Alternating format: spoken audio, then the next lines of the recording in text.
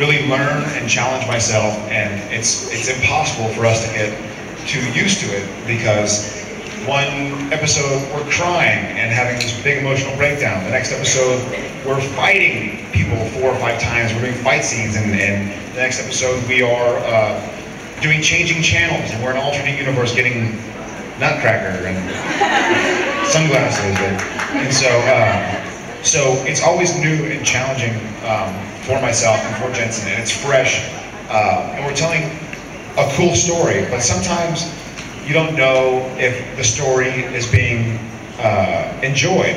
But for this show specifically, since we have such a wonderful group of people, y'all, who remind us as often as we can come see y'all that y'all love the show and that y'all are learning and growing and having a good time and laughing and crying with us, then it's like, oh, we're doing this for a reason. Because if you're not doing it for any other reason than to make yourself happy, that's kind of selfish. But since you know it kind of brings joy to a lot of people, it makes it really exciting.